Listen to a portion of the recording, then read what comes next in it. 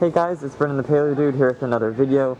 Today we're at ToyRus and we're taking a look at some of their stock here.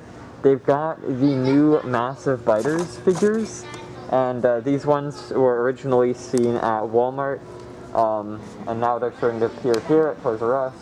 They still have the old brachiosaurus legacy figure, and loads of these box sets as well.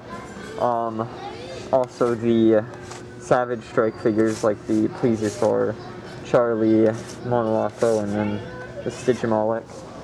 Still got the Dennis Nedry like always.